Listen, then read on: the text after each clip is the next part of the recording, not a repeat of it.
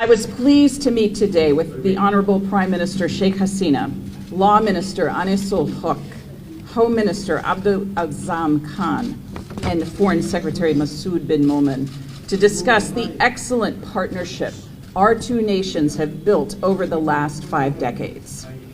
The United States looks forward to deepening our engagement with Bangladesh over the next 50 years and beyond. Our cooperation on climate change, development, the economy, humanitarian assistance, and security shows the range of our strong partnership and future potential.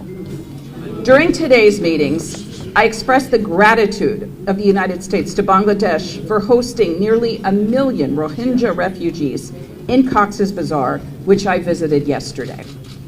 The United States has provided more than $2.1 billion in humanitarian assistance to support refugees and host communities in Bangladesh and the region since August 2017. To that end, I am proud to announce that the United States is providing more than $74 million in additional funding to support humanitarian response efforts in Burma and Bangladesh.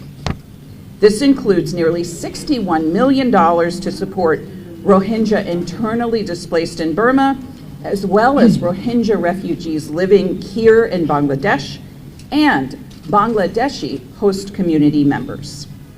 The United States urges continued support by other donors and potential donors, and we support efforts to create the conditions for eventual, safe, dignified, informed, and voluntary return of Rohingya, conditions that do not currently exist. In my meetings with the government of Bangladesh partners today, we also discussed the need for free and fair elections, the ability of journalists to report the news without fear of retaliation or intimidation, collaboration to combat trafficking in persons, and the vital role that civil society plays in democracies, advancing respect for human rights and fundamental freedoms, including freedoms of expression and association. A prosperous future depends on strong democratic institutions and the broad participation of Bangladeshis in elections and the governance of their country. The United States looks forward to continued collaboration supporting an inclusive, democratic Bangladesh in which all the people of Bangladesh can thrive. At this point, I would just commend the government and people of Bangladesh's generosity in supporting the Rohingya and the foreign secretaries reaffirming their commitment against forced return.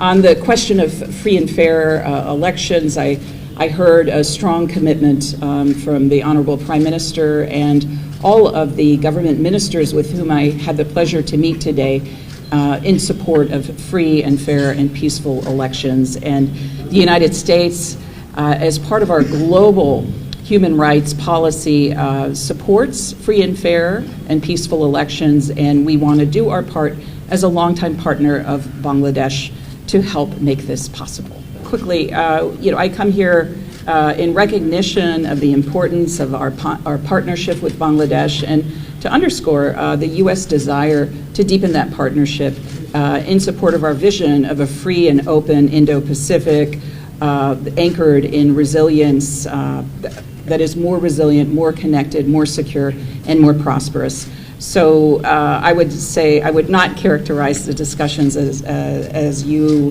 described them, and I think we had a constructive, productive, and engaging discussions.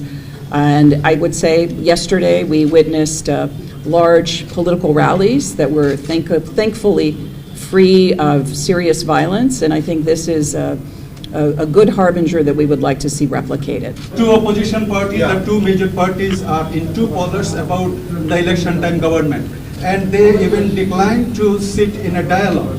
What is your position about holding a dialogue between the two political parties? Do you have any initiative to make any dialogue with the political parties?